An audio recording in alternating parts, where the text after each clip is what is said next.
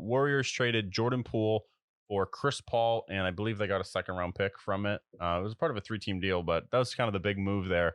Chris Paul to the Warriors, Jordan Poole to the Wizards. Your thoughts?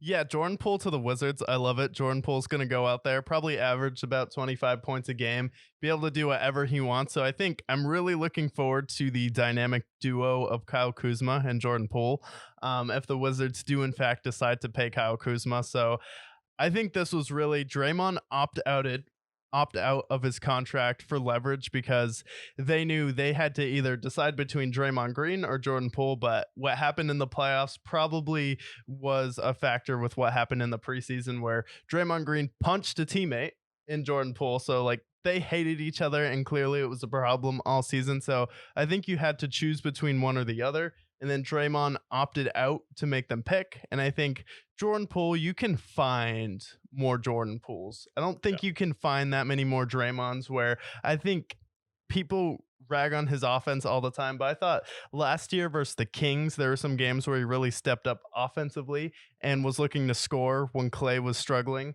And I think Jordan Poole was also a salary dump because, like, all right, we need to get more bigger, versatile wings. When we won the championship, we had Otto Porter to go along with Andrew Wiggins. And then we're probably going to also lose Dante DiVincenzo. So I think this was a really good salary dump for them. However, Chris Paul, I don't love it as a fit. I don't think he should start at least. I think he should come off the bench and then kind of sit down Steph early in the first quarter and then play CP3 with Klay Thompson in the second unit and then have Steph come back off the bench. But if he's just going to play like 35 games and in the playoffs, it's like he's only gotten to the finals once and not got hurt.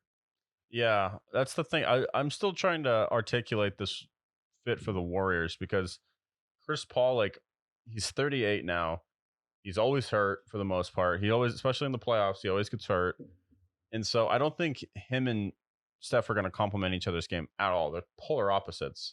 But if it was something where he's coming off the bench, he's working with the second unit, like the Jonathan Kumingas of the world, and they're going to probably go out and have to replace you mentioned Dante DiVincenzo, getting another guard to play with Steph. Okay, then I'm okay with it because it's essentially the second unit. But it's like, how healthy is he going to be? How much does he help the team? The contract's still pretty expensive. And I think you could have gotten more for Jordan Poole. I mean, even if you were to trade him mid-season, you could have gotten more for him. Like, you got him a probably last season Chris Paul. And I feel like you could have definitely gotten more. You could have gotten more draft capital. You could have gotten more assets in return that could have been better for your bench. Instead, you get him for a guy this is probably Chris Paul's last season, I'd like to think.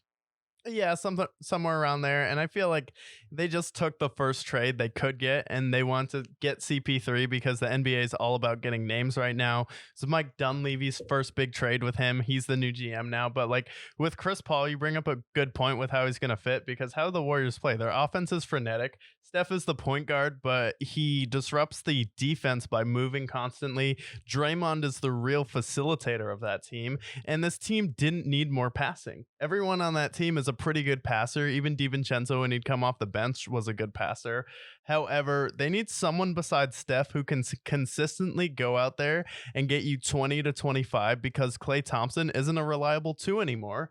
And that's kind of where you need to replace Klay with someone who will be a steady 18 to 20. So you have Wiggins steady like 15 to 18. Then he'll randomly give you a game or two. He'll help you win the playoffs. But you got to go out there and get a second guy who can go with Steph because I don't think that's Klay anymore. Klay was missing a lot of layups at the rim too. He would get way